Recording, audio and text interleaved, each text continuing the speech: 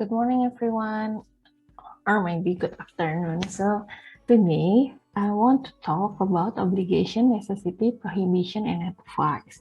Tapi karena ini materinya banyak dan agak mirip-mirip, dan kalau nggak diomongin secara langsung itu akan sedikit susah memahami, maka saya akan membaginya menjadi dua. First, we will talk about obligation and advice. Lalu nanti akan ada tugas dan kuis seperti biasanya. Kenapa saya nggak pakai Zoom? Soalnya kalau Zoom saya merasa agak kurang efektif. Kalian akan dengerin saya aja tapi nggak tahu beneran dengerin atau enggak. Nah, kalau saya bikin video gini menurut saya akan lebih efektif karena kalian bisa play and replay it once more if you don't understand. So, let's jump out. Nah, pertama yang akan kita bicarakan adalah obligation. Apa sih obligation? Obligation kalau di bahasa Indonesia itu seperti kewajiban atau tata tertib. Nah, jadi namanya obligation itu adalah, kalau di slide yang kamu lihat adalah, is a course of an action that someone is required to take, whether legal or moral. Jadi sebenarnya obligation ini adalah peraturan. Nah, obligation ini akan kita bagi dua. Pertama adalah strong obligation. Biasanya dari luar kamu, jadi kayak peraturan 18 tahun baru boleh minum alkohol, atau baru boleh menikah umur 21 tahun ke atas, atau misal kamu harus masuk di kelas Miss Ongga sebanyak 12 kali biar nilainya bagus, misalkan. Itu yang namanya strong obligation. Jadi peraturan yang udah ditentukan yang harus kamu turutin. Nah, strong obligation juga ada dua, yaitu possibly based on the speaker's opinion. Misal, saya bikin peraturan nih, kamu harus masuk kelas saya on time. Kalau nggak yang saya anggap masuk, itu adalah obligation yang datang dari saya yang harus kamu turutin. Tapi di luar kelas yang nggak kamu turutin nggak apa-apa.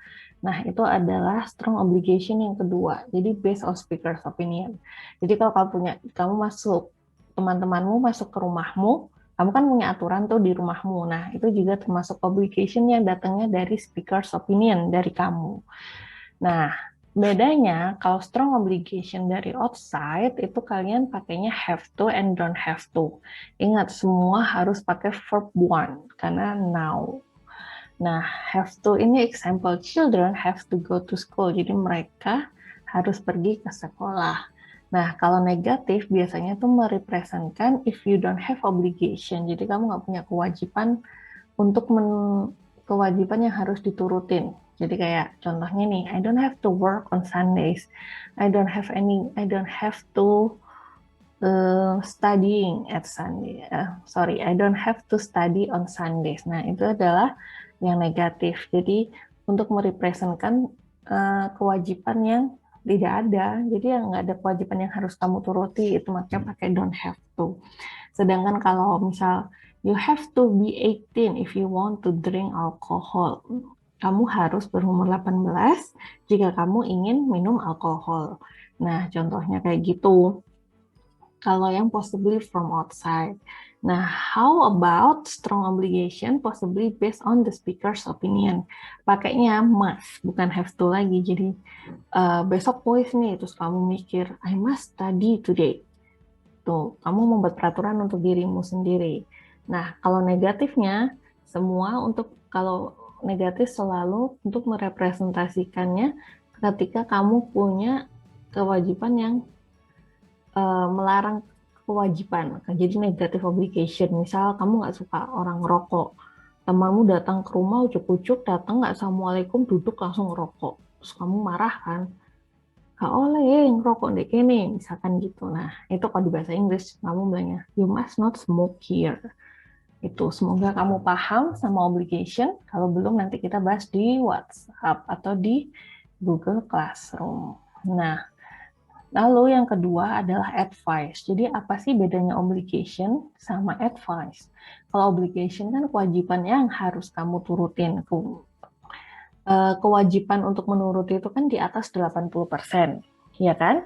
Sedangkan advice, ya namanya aja advice, yaitu nasihat. Jadi untuk menurutinnya ya di bawah 80% kan. Jadi ya di atas 50% lah, kamu mau ngikutin boleh, enggak ya terserah kamu, it's your right, itu hak kamu. Nah, advice kalau di bahasa Inggris is an opinion that someone offers you about what you should do or how you should act in a particular situation. Jadi adalah sebuah opini yang ditawarkan oleh seseorang kepada kamu tentang apa yang harus kamu lakukan atau bagaimana kamu berperilaku di sebuah situasi.